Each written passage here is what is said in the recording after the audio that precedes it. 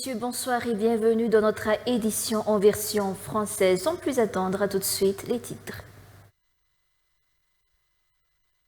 Le crâne du roi Twir sera officiellement remis à Madagascar lors d'une cérémonie prévue à Paris le 26 août prochain, a annoncé le sénateur Maounzou Hugues.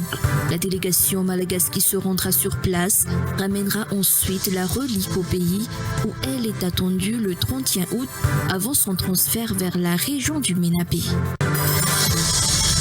Madagascar a organisé avec succès le 45e sommet de la SADC dans le respect des normes protocolaires. Les délégations membres de la SADC représentées par leurs chefs d'État respectifs n'ont pas tari d'éloges sur Madagascar quant à l'organisation sans faille par Madagascar du sommet.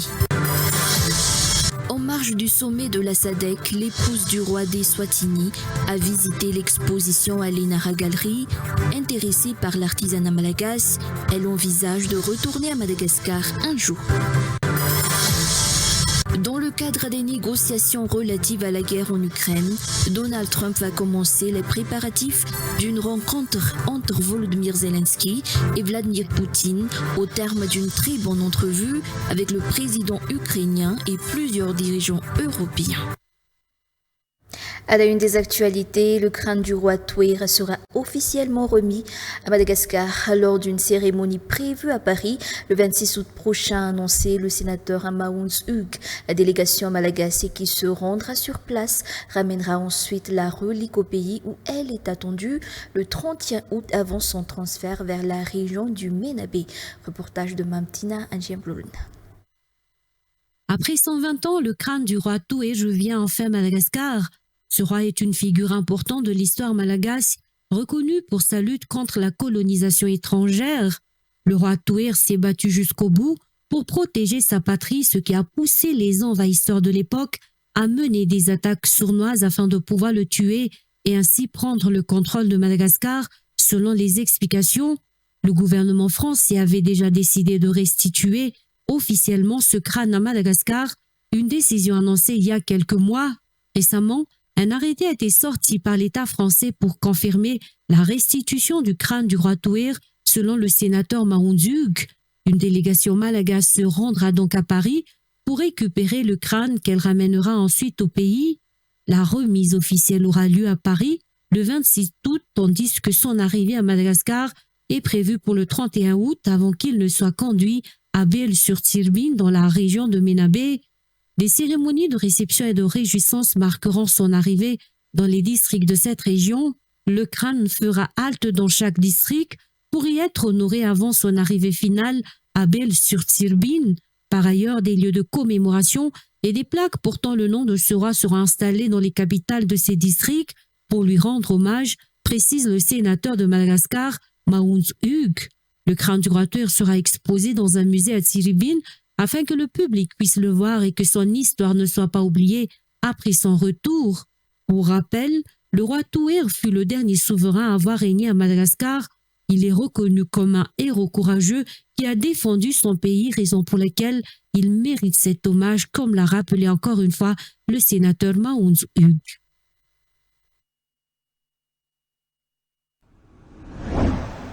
Madagascar a organisé avec succès le 45e sommet de la SADC dans le respect des normes protocolaires. Les délégations membres de la SADC, représentées par leurs chefs d'État respectifs, n'ont pas tari d'éloges sur Madagascar quant à l'organisation sans faille par Madagascar du sommet.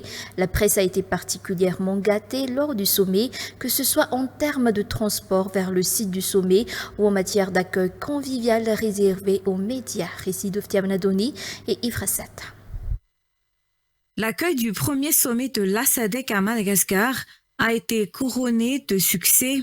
Le régime en place a gagné son pari, celui de réserver un accueil mémorable et dans la dignité, comme les Malagasy savent bien le faire. Les chefs d'État membres de la SADC ont été reçus conformément aux règles du protocole. L'État malagasy avait déroulé le tapis rouge pour toutes les hautes personnalités invitées du sommet. Le chef du gouvernement, Sakisyan, avait accueilli en personne tous les chefs d'État et chefs de gouvernement arrivés sur le sol malagasy. Chaque arrivée a été marquée par un événement unique. des shows culturels malagasy, des bouquets de fleurs pour les épouses des chefs d'État et de gouvernement, des photos officielles et un cortège digne d'une haute personnalité, a rappelé que l'État malagasy avait réservé des voitures de luxe en collaboration avec le gouvernement chinois pour conduire spécialement les chefs d'État et de gouvernement de la SADC à Madagascar. Les délégations membres de la SADC, représentées par leurs chefs d'État respectifs, n'ont pas tari d'éloges sur Madagascar quant à l'organisation sans faille par Madagascar du sommet lors de leur prise de parole. Dans son discours, Cyril Ramaphosa, président entrant de la SADC en 2026, avait souligné qu'il voulait aussi remercier le gouvernement et le peuple de Madagascar pour l'excellente organisation et l'accueil de ce sommet, votre engagement dans la planification, la logistique, la communication et le protocole a garanti le succès de ce rendez-vous historique. Au peuple malagasy, nous adressons également nos plus vifs remerciements. Nous avons vu au bord des routes, souriants et accueillants, et c'est vous qui avez contribué à rendre ce sommet aussi réussi, selon ces mots. D'ailleurs, bien avant la tenue du sommet des chefs d'État et de gouvernement le 17 août 2025, le secrétaire exécutif de la SADC, Elias Magossi, avait déjà félicité l'État malagasy et en particulier le président Radziwiłł pour l'organisation des événements et réunions préparatoires en amont du sommet proprement dit. La presse a été particulièrement gâtée lors du sommet, que ce soit en termes de transport vers le site du sommet qu'en matière d'accueil convivial réservé aux médias. Les membres de la presse ont été transportés à bord des nouveaux bus photons pour pouvoir se rendre rapidement au centre de conférence d'Ivat, lieu où ont été tenues les nombreuses réunions et le sommet de la SADC. Une salle des médias spacieuse avec une connexion Wi-Fi stable a été aménagée.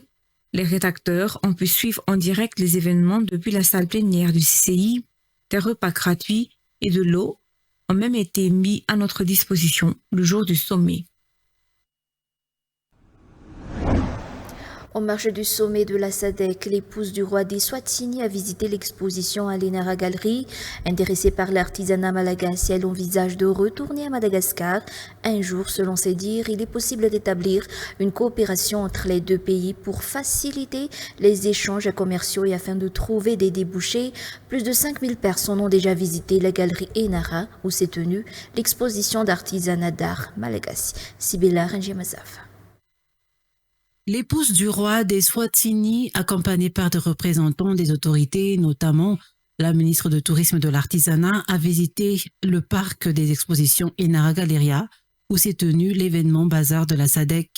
Intéressée par le savoir-faire malagasy, elle envisage de retourner à Madagascar un jour. Il me semble que ce ne sont pas de gros businessmen, il s'agit de femmes et de jeunes. Je suis tellement impressionnée. J'ai passé un très beau séjour à Madagascar. Je reviendrai encore, je suis si heureuse, dixit la monarque. Selon ses dires, il est possible d'établir une coopération entre les deux pays en vue de faciliter les échanges commerciaux et de trouver des débouchés. Son souhait est qu'ils puissent exporter leurs produits vers d'autres pays, notamment se regrouper au sein de la SADC. Ces déclarations ont été faites par l'épouse du roi d'Eswatini, qui a été accompagnée par l'épouse du secrétaire exécutif de la SADC, lors de la visite dirigée par Viviane Dewa, ministre du Tourisme et de l'Artisanat. Plusieurs membres du gouvernement ainsi que le Premier ministre du Lesotho ont également visité le parc des expositions. Bien que le 17 août, le nombre de visiteurs, tant malagasy qu'étrangers, avoisinait les 5000. Les femmes disposent de droits fondamentaux en matière de santé sexuelle et reproductive, y compris le droit à la planification familiale. Le réseau parlementaire pour la justice reproductive au sein de l'Assemblée nationale veille notamment au respect des lois encadrant ces droits. Actuellement, ce réseau examine les textes existants en vue d'éventuelles révisions et améliorations.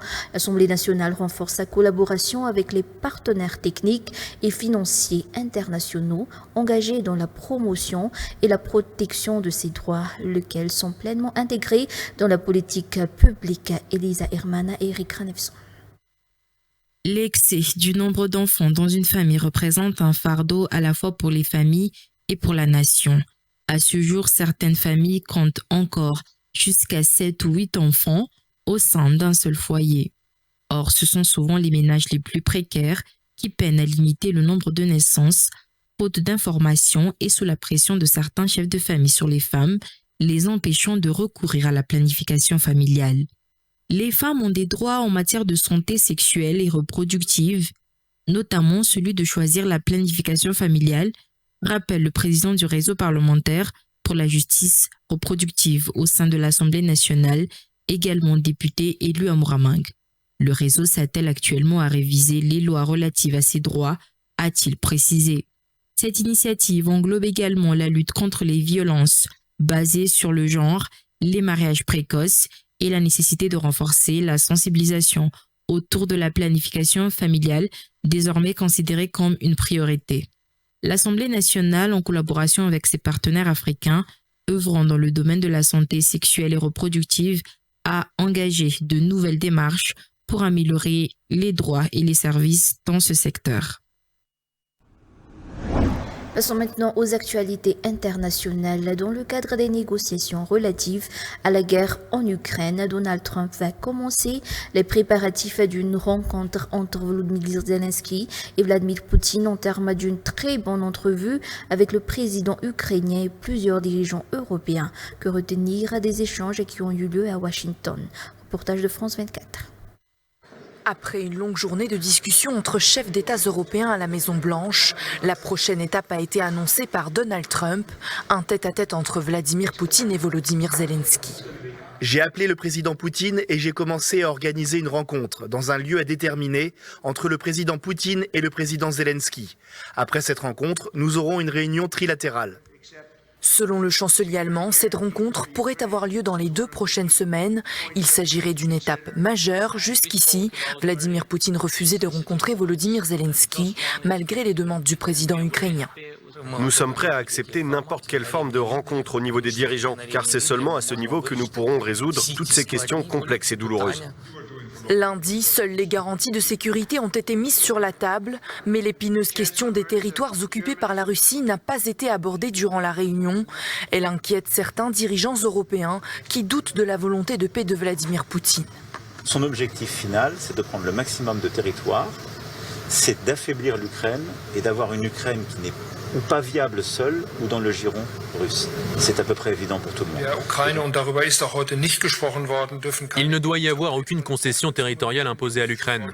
La demande russe que Kiev renonce aux parties libres du Donbass équivaut, pour mettre les choses en perspective, à demander aux États-Unis de renoncer à la Floride. Volodymyr Zelensky subit une pression croissante pour céder des territoires afin de mettre fin à la guerre, alors que la Russie continue d'avancer dans l'est du pays. Avant la réunion à la Maison-Blanche, Donald Trump avait poussé l'Ukraine à renoncer à la Crimée, occupée par la Russie depuis 2014. Et voilà, c'est la fin de notre édition en version française. On vous donne rendez-vous à 19h30 pour la version malagasy. À tout de suite.